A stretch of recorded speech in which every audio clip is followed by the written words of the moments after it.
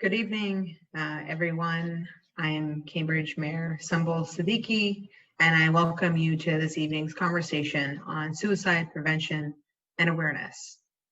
As we come to a close on National Suicide Prevention and Awareness Month, it's important to take the time to raise awareness about suicide, to destigmatize talking about mental health, and to think about the role we all play in preventing suicide. Since before the pandemic, suicide has been a growing public health issue. It is the second leading cause of death for people ages 10 to 34, and the fourth leading cause of death for people ages 35 to 54. Add the effects of the pandemic and the toll it's taken on all our lives, particularly our mental health, the importance of this conversation is even more critical. For this evening, I've invited guests who are experts in this area to share their knowledge, expertise, and advice. As I mentioned, suicide is an increasing concern for all ages and age groups. However, tonight's discussion will focus on young people, primarily those between the ages of 18 and 24 years old. When I've seen friends go through hard times during my younger years, I could have benefited from guidance on how to help. So I'm hoping this conversation can help you or someone you love get the support they need. And I realize that this is a sensitive topic for some of you, and there may be some who are triggered by the content of this conversation. So I encourage you to use the phone number at the bottom of this screen if you need help or someone to talk to. With that, I'd like to introduce the guests who will be joining me on this conversation. First, we have Dr. Camila Acuna, a fourth-year psychiatry resident at Cambridge Health Alliance, where he serves as a clinician on the Victims of Violence team and as chief resident for the RISE Recovery and Shared Experiences Clinic for first episode psychosis intervention and recovery. Thank you for being with us today, Dr. Acuna. We are also joined by Lizzie McClellan and Shilpa Thirukavalur from the NAMI Project, a nonprofit organization that works to improve the conversation around mental health by bringing emotional well-being, mental health awareness, and suicide prevention programming to high schools here in Massachusetts. The NAMI Project's unique peer-to-peer model centers a team of incredible young adults called peer mentors, young adults with lived experience who use their stories of struggle and recovery with mental health challenges to educate students and change the culture around this stigmatized topic. Lizzie is Senior Peer Coordinator for the NAMI Project. In her 3 years working with the NAMI Project, Lizzie has spoken to hundreds of young people about the importance of mental health and the strategies and supports that high schoolers find most helpful. A graduate of UMass Boston, Lizzie has used her psychology background and lived experience to help develop and implement trainings around suicide prevention, resilience, and trauma for students and adults. Welcome, Lizzie. Shilpa is a recent UMass Boston graduate and a peer coordinator for the NAMI Project. Shilpa started working with the NAMI Project in October of 2019 and quickly grew into the role of peer coordinator, where she supports peer mentors in developing their own stories. Shilpa has experienced firsthand the cultural stigma that surrounds being open about mental health. Being part of the NAMI Project's team has allowed her the opportunity to share with young adults what she wished she knew in high school about mental health, that it's okay to ask for help when you're struggling.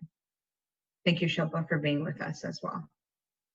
So we'll start with a few questions. I think one thing that has, I've been learning about is that thoughts of suicide are much more common than we think. The Center for Disease Control recently reported that a quarter of young adults ages 18 to 24 have seriously contemplated suicide during this pandemic. So this question is for you, Lizzie, around warning signs and risk factors. Can you talk about the impact of COVID as well on young people's mental health? Yeah, absolutely. And you're absolutely right. These thoughts of suicide are so common, especially among young people. So thank you for having this conversation here today. It's so important that we talk about this topic. So when we're in the classroom or at colleges talking to students about suicide prevention, we often talk about risk factors. So risk factors are attributes or traits that suicide prevention research has found make it more likely that someone may consider suicide or may attempt suicide. We all have these things in our lives. We all have risk factors, and having a risk factor doesn't mean you'll become suicidal. So for example, having mental health challenges, diagnosed or undiagnosed, puts you at a higher risk for suicide, but there are lots of people who have mental health challenges and never even consider suicide. So it's not a guarantee, but it's something that's important to talk about, especially right now. So some examples of risk factors: the LGBT community, especially LGBTQ young people, are at a higher risk for suicide, especially if their family or their community rejects them. It could also be something in your environment like family problems or bullying or exposure to suicide, whether in your family past or you know somebody that has died from suicide. Access or lack of access to medical care, can't get the help that they need. That is a risk factor as well. And it's important to know that none of these things cause suicide directly. Suicide is extremely complicated, but we know from people who have survived suicide attempts that there's hardly ever one cause when someone takes their life. And at the same time, we want to reduce as many risk factors as we can in people's lives. So to bring this back to COVID-19, we know that a lot of risk factors have been impacted or heightened. Those dials have been turned up for a lot of people. A lot of people are dealing with more isolation than they used to, which is a risk factor. We're all away from our friends, and some people are spending more time with family. That can be really good. But for some people, family isn't the safest or most supportive environment, so that can put them at risk.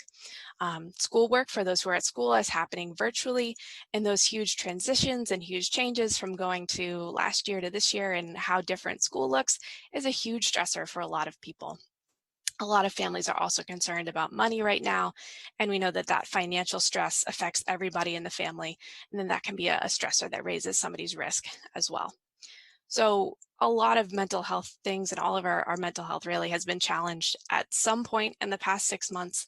And I think that young people are having an especially hard time. A lot of people are missing out on, a lot of the high schoolers that we work with are missing out on those senior year things that, were rites of passage. So it's very challenging. One way that we can kind of keep an eye out is thinking about warning signs. So a warning sign for suicide would be that red flag, a new behavior, a change that makes you think this person could be struggling. Any major change in behavior or mood is worth starting a conversation about for yourself or for a friend. But there's a couple examples that are especially important to know as warning signs. Somebody who isolates and they start isolating behavior. So maybe they've stopped showing up to the Zoom call hangouts that you guys are having on Friday night, or they stop answering your texts. They used to post on social media and they're not doing that anymore. Or their mood might change. So someone could be more sad, but they could also be more worried or more angry or irritable. Depression and mental health challenges doesn't always look like somebody who's sad. It can look a lot of different ways. That could look like increased alcohol use or drug use. It could be a sign that someone is struggling. And a big warning sign is not doing things that they used to care about. So it's called like a loss of interest. So that friend that would never have missed soccer practice for the world, all of a sudden is missing all the games, and there's no really good reason why. Someone might look a little disheveled. They stop taking care of themselves. And a lot of us are totally in sweatpants and pajama pants right now, and that's okay. That's not what I'm talking about. It's more that a person isn't really taking care of their hygiene, or they go from really caring about how they look to wearing the same shirt a couple days in a row. That could be a sign that someone is struggling. Any changes in sleep or eating, especially drastic changes. And then there's a couple that are especially serious. These ones are more emergency. If you notice these things, start a conversation right away. Someone talking about feeling hopeless, feeling helpless, feeling like there's no point. That's a huge red flag. Someone giving away prized possessions, things that they care about, and they're giving them away. They don't need them anymore, and it doesn't really make sense. Start a conversation. Someone talking about ending their life, talking about suicide, talking about, I'm not going to be around much longer. It could be a little less direct. even if you think that they're just joking or you don't think they're serious, is a really big warning sign. We know that most people who attempt suicide will communicate in some way before their attempt, so you want to take any communication seriously. And finally, someone trying to get their hands on something that they could use to end their life. Drugs, prescription medication, firearms, looking up ways to die. That is a huge warning sign. That shows that someone, is that serious, is really considering ending their life. So any of those warning signs, especially if you know that somebody has a couple of risk factors, they're dealing with some hard stuff in their life, you see a couple different warning signs, any one of them is worth starting a conversation. But when you start to see that kind of constellation of this person has a lot on their plate and I'm noticing changes in their behavior, you really need to check in with that person because they could be at risk for suicide. Thank you for sharing those examples. I think it's really important to know that some of these warning signs and risk factors, may vary, and it's important to know what they can look like. And you mentioned, a little bit about how it is important to someone to notice these factors. So I want to talk a little bit about the role of a trusted adult in a young person's life. And I know that can be a protective factor. So this question is for Shilpa. Shilpa, can you speak on your experience and how you received help, and how did you identify those people in your life? Yeah, absolutely. So something I've learned from my personal experience and also from the NANI Project Trusted Adult Training is that a trusted adult is really someone who makes you feel validated, who makes you feel heard and seen. And I think sometimes adults can be helpful. They are trying to be helpful, but they sort of give advice and solutions without asking if that young adult wants it. Or they may say something like, something you're going through right now isn't a big deal in the grand scheme of things, like I went through it. But for a young adult who's really struggling in that moment, that can feel invalidating or minimizing. So it's really important for young people to have that trusted adult that really empathizes with them and makes them feel heard and seen. And the young adult always gets to decide who that person is for them. So it could be a parent or a friend's parent, a teacher or a coach. If you don't have a trusted adult, a school guidance counselor is a really great place to start. Basically just finding that adult that makes you feel safe. For me, that was my dad. In high school, when I opened up to him about my mental health challenges, he listened to me without judgment. And he talked about how therapy had helped him in the past with a lot of the same things that he had struggled with. I ended up deciding to go to therapy, and I think because it was my decision, even though it was my dad's suggestion, it was really effective for me. And I ended up learning a lot of really good coping skills to manage my mental health, like different breathing exercises, how to establish and maintain boundaries with the people in my life, a lot of really good skills that I keep using to this day. If you're not in school right now and don't have access to a guidance counselor, I think a good place to start is to ask your friends who they talk to if they're struggling. And I think it's also a really good opportunity to pursue professional help, like a therapist or a mental health professional. Of course, Dr. Acuna is the expert on this, is going to talk more in depth about this, but something that we say is that finding a therapist is kind of like dating. You might not like the first one that you meet. You're probably going to have to meet a few before you really find that therapist that you have a connection with, that you feel safe with.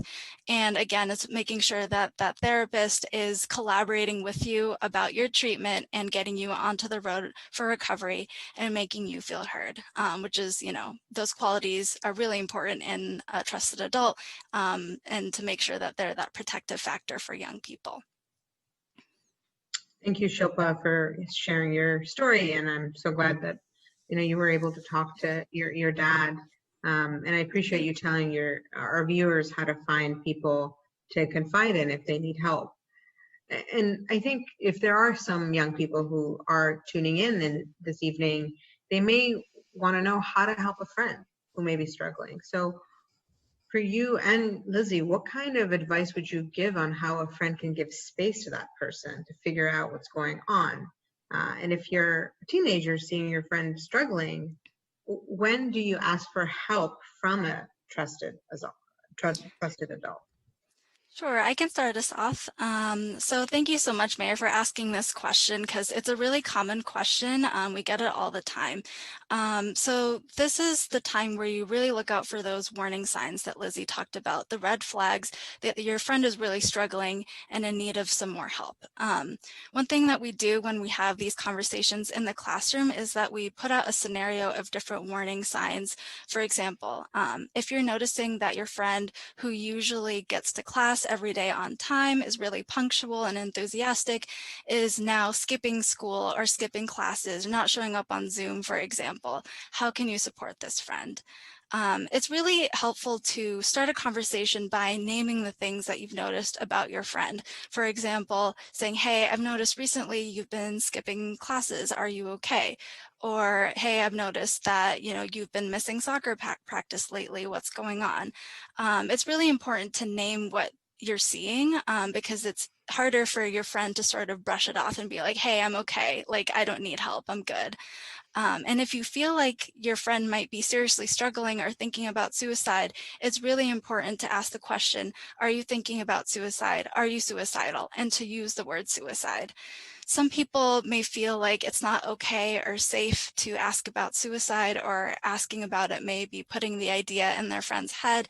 That's not the case. When you ask, you're actually opening up a conversation for your friend to then talk about what they may be struggling with. And that's actually the first step to getting them the help that they need. And Lizzie, if you want to talk about the next couple of steps. Yeah. So as you have that conversation and that person is, you've asked, are you suicidal? And they're telling you about all of the stuff that's going on with them, whether they're considering suicide or not. Your job is really just to be a sounding board, to validate that person's feelings, let them know that you're listening to them, give them some space to talk through what's going on. Just hear them out. You don't have to have all the answers right away. Just kind of let them tell you what's going on. Try to stay out of judgment. We never want to make someone feel bad for coming to us and talking about their feelings. You might be the first person that they've been able to open up to, and your response can make a huge difference. So if you create a really welcoming space, you hear them out, and you are that first conversation, and it goes well, it makes it a lot easier for them to open up to other people as well.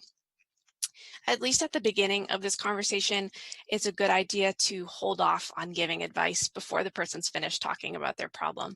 I think we've all been in conversations where we just needed to vent about a tough day, and all of a sudden the other person is throwing solutions at us, and half of them we've already tried or they're not going to work. So thinking about a conversation like this that's so much more emotional and serious, we want to make sure that we're not being that person that's throwing solutions right away. There'll be time for that at the end, but let a person kind of unload what they're dealing with. And as they're talking, you might hear them mention people that are important to them, or things that they've done to deal with their feelings, or things they've done in a particularly emotional moment. One thing you can do as a friend is point out the places that they've already figured out some strengths, some supports, and show them where they've done a good job. Sometimes it can be hard to see that.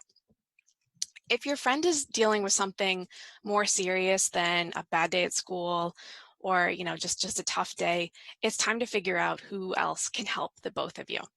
A lot of the students, and I think a lot of young people, are really incredible friends who are helping someone that they know deal with an awful lot.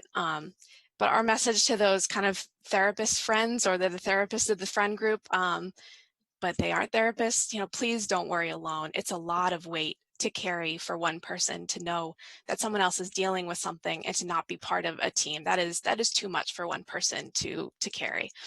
And we know that it can be a lot easier to talk to someone your own age. You're talking to your friend, that you can relate, you can trust them. And sometimes we hear it from high schoolers that their friend even asks, don't tell anyone, please don't tell anyone. That's a really hard situation to be put in. But when your friend is dealing with something as serious as mental health struggles or self-harm or suicide, it's so critical that you figure out a trusted adult that you can talk to in that scenario and seek professional help. The high schoolers that we talk to, we ask them, okay, well, what did you do when a friend told you that, they didn't want you to tell anyone? And what they've told us, and makes a lot of sense, is, well, I had to tell someone because I'd rather have a friend who was upset with me for a couple of weeks but got the help than a friend that was still suffering, or even worse, a friend that wasn't around anymore. We want to prevent that situation from happening. And I know from experience how difficult that is. I've been on both sides of that. But, I'll say from my experiences in high school, one of my biggest regrets is that my friends and myself didn't get the help that was available to us, that was in some cases right there, that we really needed, because we didn't realize how many adults actually were going to be able to understand us pretty good. They're not going to get all of it, but that have a ton of resources. There were so many supports and helps that were there at us that we just didn't know about yet. And like Shilpa said earlier, if the first adult or the first person that you reach out to try to get your friend some help is not the right fit, keep working, keep trying a different therapist, try a different support. There are supports out there. You will find that right match. It just doesn't always happen on the first try. Thank you. Yeah, I totally hear you on having those regrets. I think as a teenager, I saw friends struggle, and it was so hard for me to identify the issues and then how to provide the help. And so the advice both of you have given is I think is helpful at any age, but I think especially for our young people right now. So the next questions are for Dr. Acuna. So this two-part question. So as a psychiatrist, can you speak to the role of treatment and helping those with mental health issues? And specifically, what does treatment look like? Thank you, Mayor, and thanks so much for having me tonight. I just first want to echo everything that Lizzie and Shilpa said. I think there's so many wonderful points there, and it's so important, I think, for people to hear the experiences of other folks who've been through their own challenges, who've been through depression, who've been through their own struggles. And I really want to echo this point about not worrying alone. For friends, whether it's friends, parents, siblings of anyone who might be struggling, really, you can make a huge difference in someone's life, and it's not on you to hold that worry, to hold all of that care by yourself. And given that treatment can look like a lot of different things. It can look like working with a peer counselor. It can look like working with a school counselor. There's a lot of different kinds of professionals in different arenas, and the course of what we might call therapy can be a lot of different things. That said, if you do make the choice to find a therapist, there's again a lot of variety in what that looks like, how long you might be working with the particular therapist. Sometimes it can be a few months, sometimes it's years. It really depends. Sometimes there's individual therapy. Some people prefer to work in groups. So there's a lot of times where group therapy it can be a lot of like sort of structured work where you're working on skills, as Shilpa mentioned, like building up and practicing coping skills for the stressors in your life. And those things can be really immensely helpful. As for the role of medication, I think a lot of times people, when they're first coming into treatment, they're worried that, oh man, I'm going to get on medication, and how long am I going to be on meds for? Does this mean I'm going to be on these meds forever? Am I going to be stuck on them for my whole life? I don't want to be stuck. I don't want to be reliant on meds. And the truth of the matter is that it's really depends on the person, whether or not they're going to be taking medication. And if they are on medication, it can be, again, could be for a short term, it could be for a much longer term if it's helpful. And I personally, I've seen a lot of people who have benefited from various medications, but the same meds aren't necessarily for everyone. And even if you have a bad experience with one medication, doesn't mean that you're going to have a similar experience with a different one. And a really important piece is being able to work with someone who you trust, who you feel comfortable expressing your own values to. You really ought to be a participant in the treatment plan for your care. It's not just this, like you walk into an office and someone gives you a prescription and says, this is what you have to do. And, you follow that and that's it. It's a back and forth. When I'm taking care of a patient, I bring what I have in my training and my experience to it, but I also want to hear what is important to the person sitting across from me, because really it's their story. They're the protagonist here, and I'm here to be helpful. So again, it's really a matter of finding out for each person what's going to be the most helpful thing. I'm glad you talked about what treatment can look like. I think there's so much stigma attached to the whole discussion, and I think we have to be thinking about treating mental health with this individualized care, and so I think that's a really important point. And Shilpa, you mentioned this in your remarks. You talked about one of the things that is helpful is actually naming, suicide and saying the word suicide. So, I'll start with you, and then I'm curious to hear from each of you on this. What do each of you want people to know about suicide prevention? Shilpa? Thanks, Mayor. So what I want people to know is if you're worried someone is struggling, it's always okay to ask them if they're thinking about suicide. It could actually be a life-saving action. And it's definitely an uncomfortable conversation to have because, Mayor, as you mentioned, suicide is so stigmatized, and it can actually be challenging to even say the word suicide for a lot of folks. But again, it's absolutely important to have this conversation because people who are feeling suicidal often feel like there's no one that they can talk to about this, that they're suffering alone, that they might be feeling a lot of shame about the feelings that they're experiencing. So asking them really creates that safe space for, again, people to have that conversation, talking about what they're going through, and then getting them to the help that they need. And Dr. Acuna, what would you say? I think that, again, I really want to echo Shilpa. I think it's really important for people to know just how common it is that depression, grief, loss, these are universal human experiences. We all experience them to one extent or another at some point in our lives. And it can feel like you're very much alone, like you're suffering alone. And I think it's important to know that it's really not, it's not such an isolated experience. And that said, I think it's also important to know that there's a lot that can be done when you're feeling sad, or you're feeling depressed, or you're feeling hopeless, disconnected, isolated. That those are not they're not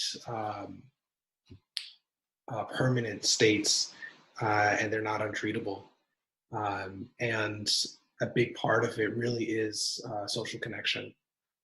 One of the things that's bothered me so much about this quarantine is we keep talking about social distancing. And as a physician and as a mental health provider, it really bothers me because what we need is actually physical distancing, but we need social connection as human beings. That's, it's part of our innate human need is to feel connected, to feel wanted, and to feel that we have a purpose in this life. And I think that, reaching out to people around you, whether you're just struggling yourself or you think somebody in your community may be struggling, reaching out, making connection, talking to them, these days, maybe having a virtual cup of coffee,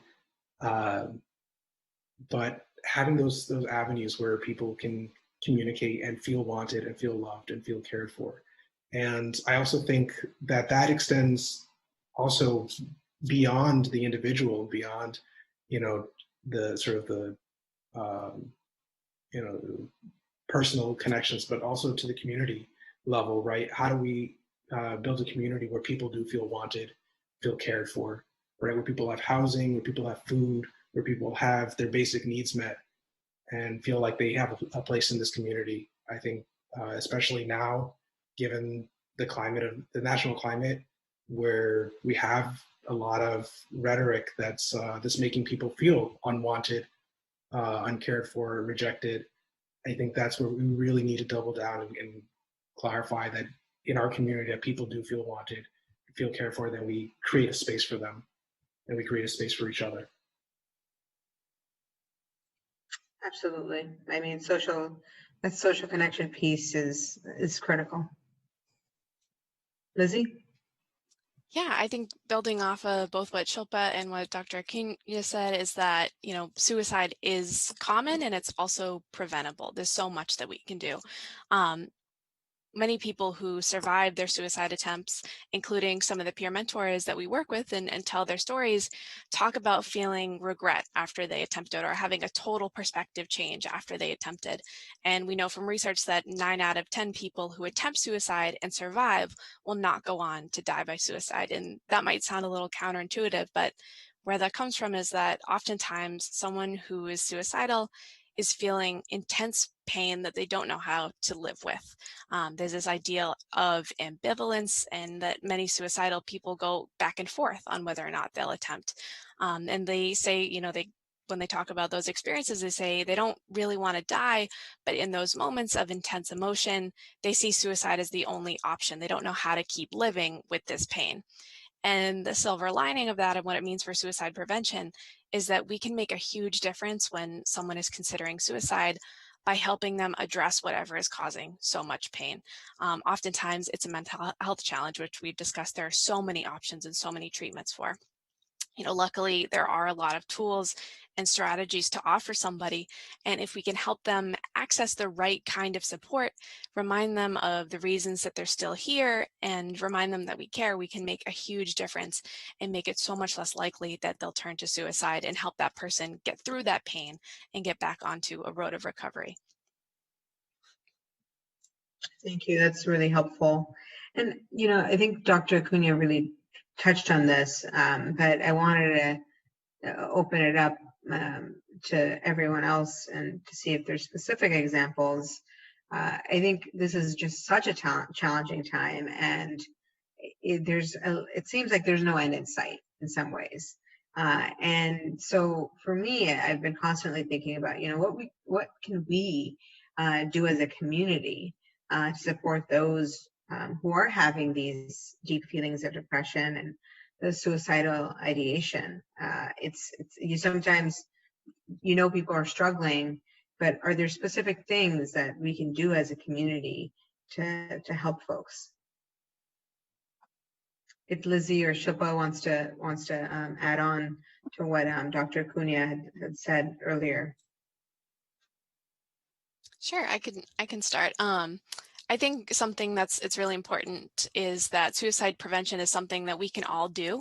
You don't have to have all the solutions. You don't have to have all the answers. Just be that person who stays with someone while they figure out what the solution is for themselves, or be the person who starts asking around and starts calling hotlines for a friend, or be that student that walks somebody down to a guidance counselor and says, hey, I think my friend needs to talk to you. They really need some help. That can be life-changing, those things that we can all do. Again, oftentimes someone who is suicidal or depressed might feel like nobody cares or nobody gets what they're going through. So just asking someone what's wrong, as Shilpa said earlier, is something that we can all do. No clinical or professional training required, just starting that conversation. And it really does send such a powerful message that someone's here, someone cares, someone is listening to you, and they see you. And I think the first step in that, and getting to a place where we can all play a part in suicide prevention and feel comfortable knowing that that's something we can all do, is normalizing the conversation around mental health, making it okay to say that you're struggling, making it okay to ask someone if they're struggling. We can all learn how to talk about mental health. It's not easy, but we can all get comfortable doing this. I wasn't comfortable before I started. And put it on par with physical health. If someone had a broken arm and they were telling us that their arm hurt, we'd ask them what happened. We would ask them how they're doing, how we could help. We would try to figure out what to do to help that person without any judgment. And mental health and suicide don't have to be different.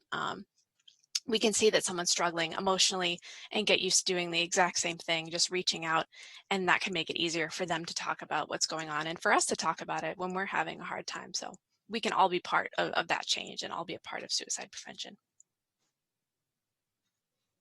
Shilpa? Well, I think Dr. Acuna and Lizzie have already made a lot of really good points about this, but I just wanted to echo that, there is a lot of hope here, and we know that depression and a lot of mental illnesses are treatable. Research from the National Mental Health Association shows that 80% of people who get treatment for depression see huge improvements in their mental health. And I think another piece is something that we can do as a community is educate ourselves and learn what these warning signs are to look out for in the people around us, in our friends and in our loved ones, to get them to the proper treatment and change their trajectory and get them to the road to recovery. Absolutely. I think education about this issue is paramount, and really thinking about all those examples that you've laid out, all of you have laid out, is really important. So Lizzie, this next question is for you. I think, given that students are remote right now, and that has so many challenges. Can you talk a little bit about the work you've done around schools for suicide prevention during this time? Yeah, absolutely. So a lot of the work that we usually do during the school year is working in classrooms with high schoolers, having the same kind of conversations that we're having right now, and asking high schoolers, what do they think? A lot of times they have great answers. But what we're doing right now as students kind of get used to the school year is we've been working with a lot of teachers and doing professional development and kind of trainings around suicide prevention. A lot of what we've covered here today. Obviously, we take a little more time to do it and talk specifically about what that could look like in your specific school setting.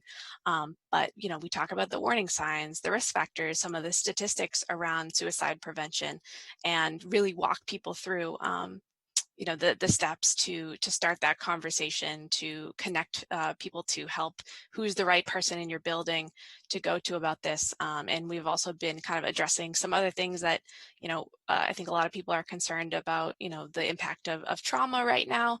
Our students returning to school with, trauma that they didn't have 6 months ago from the past 6 months or from beforehand that wasn't addressed.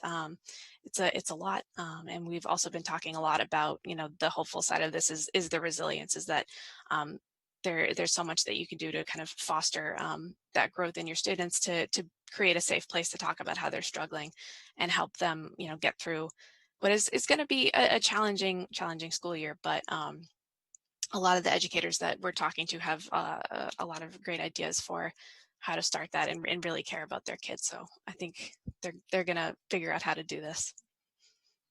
And how many cities, are you working with? Yeah, we work with, it kind of depends on, when the school year is. Right now, we're kind of looking at who we're going to work with this year and what makes sense for each individual classroom with all the different learning styles. But the NAM project is active in a little bit over 50 schools all throughout Massachusetts.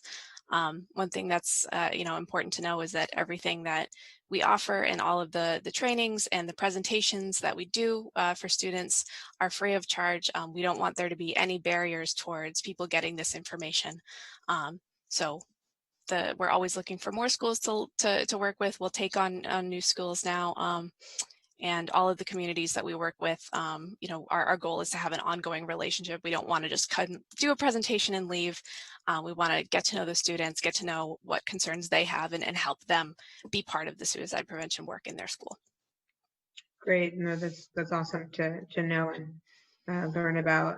So the next question I'd have is for Dr. Acuna. Could you talk a little bit about the telehealth options during this time, and how those experiencing depression and suicidal ideation may access these resources during this pandemic?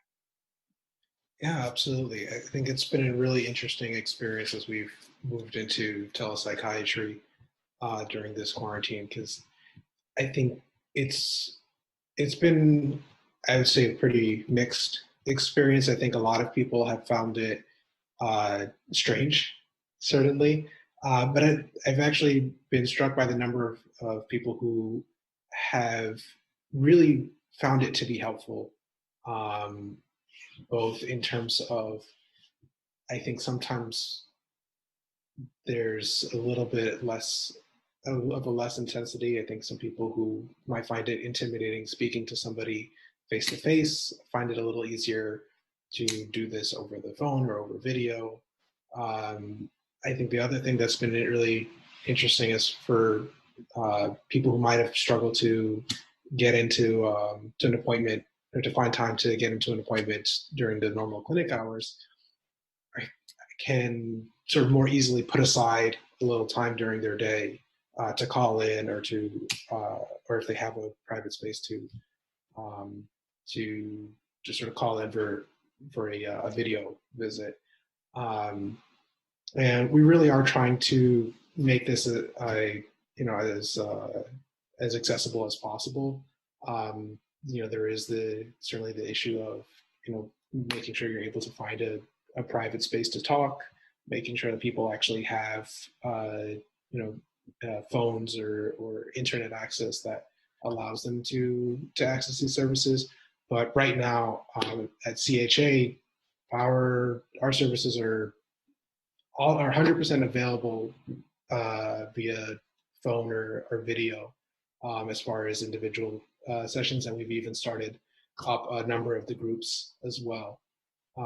So there's actually quite a bit available, and if anybody who's interested in getting care during this time, it's sort of the same process as it used to be in terms of just calling up the doc finder phone number or going through your primary care doctor for referral, and they can set you up with whatever care it is that that makes sense for you at that time that you can kind of figure out in working with your provider.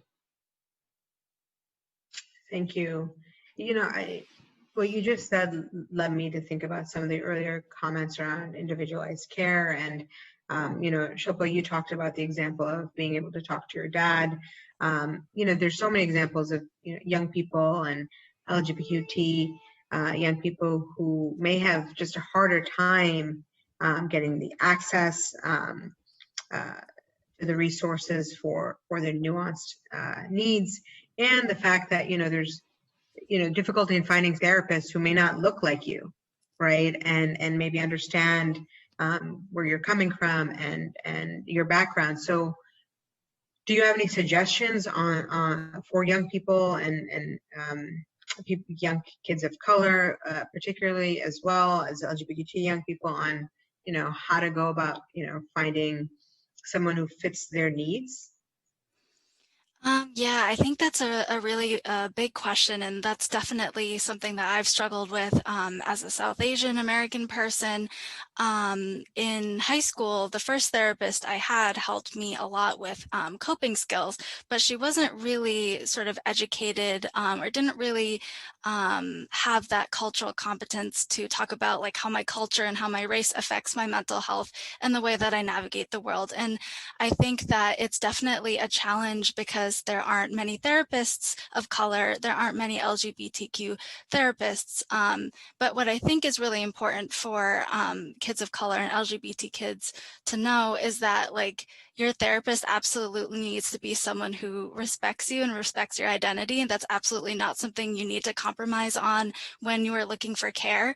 Unfortunately, it's not always realistic to have a therapist that shares your same identity or same background. And there are a lot of therapists who really do try to educate themselves and also realize that they have blind spots and they always will, and their client is the authority on their background. So I think just looking out for those things and making sure that your provider really does respect you and really does see you as the authority on your experiences will help you navigate finding that provider. Great, thank you. And Dr. Acuna, do you want to weigh in on this space as you're in it? Yeah, absolutely. I think it's something that the field definitely still needs to work on. I think there's a long legacy of honestly of racism, of misogyny, of just all of homophobia, of transphobia, of all kinds of institutional oppression within the medical system, and mental health is certainly not an exception to that, unfortunately. I think we're trying to undo that legacy, and I think there's a lot of spaces where we have created those kind of safe places. But you absolutely agree with Shilpa. You absolutely should not have to compromise on those things. If you're in treatment, if you're getting, whether it's if your physical care or your mental health care, you should feel safe in that space. If you're in a place where your doctor is dead naming you, or there's other microaggressions, that you're feeling kind of throughout the session, like that's not a safe space, and that's not the kind of care that you deserve, honestly. And you should feel free and feel empowered to ask for a different provider if that's happening, or if you have a provider that you do trust, and you do like working with, mention it to them. You can say, hey, look, I went to this therapist, I went to this doctor, and this happened, and I don't feel safe. And how can we find me a different provider that I can feel safe with? How can I find another space where I can actually do this healing work? And it may also be bringing in other advocates, if it's somebody like Shilpa, or another trusted adult. Sometimes it can feel really hard to do that kind of advocacy on your own. And it's okay in those instances to bring somebody with you, and somebody who might help advocate for you, or just be there as a support while you make these kinds of requests, or when you are in this search. And sometimes it can take a few trials, unfortunately, but you should have somebody who you feel safe with. Whether it's your primary care doctor, whether it's your psychiatrist, your therapist, if it's a space of healing, it should feel like a space of healing. Yeah, and I think I've heard of, some friends who have said, it took so long to find the first person, so I'm just going to stick it out, but then you're compromising. And so I think it is an important point to, keep at it and find someone that you really do feel safe and comfortable with. So thank you both for sharing. But actually, may I add Yeah, one go ahead, other Dr. point that's been really another interesting thing about the telepsychiatry and how that's been now so widespread is you can see anyone who's licensed in the state that you're living in. They don't have to be in Cambridge. They don't have to be here.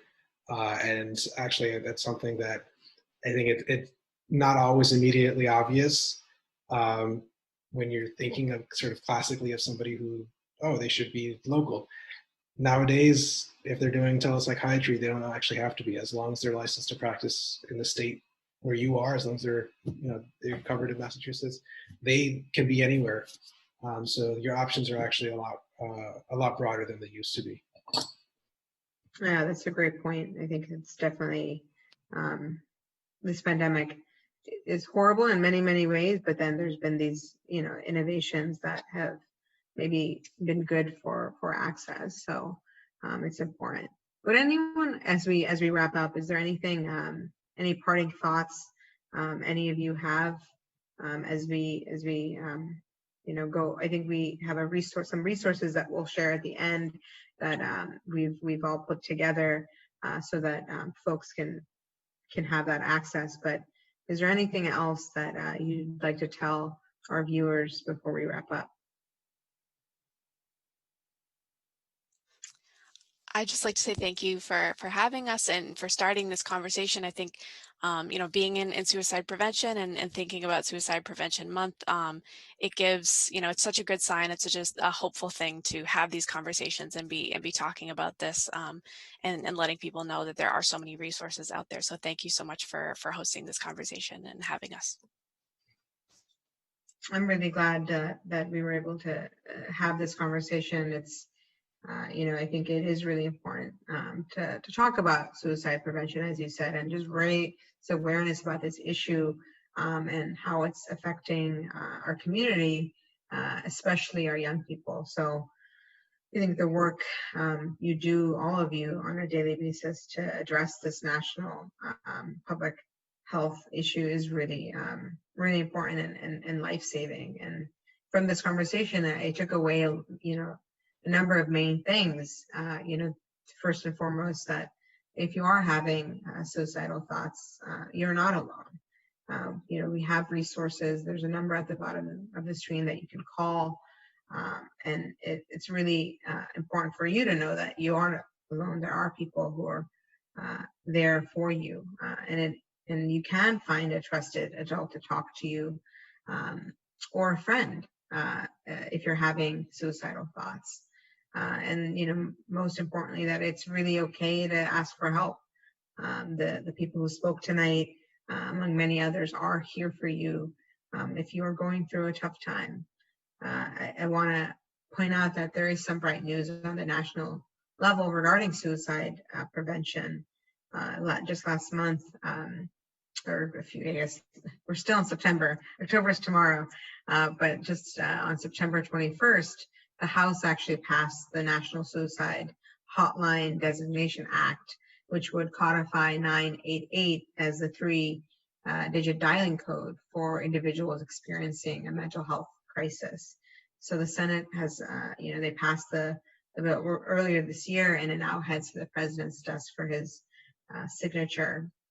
And the Federal Communications Commission earlier this year, they approved a plan to fully implement 988 by July 2022.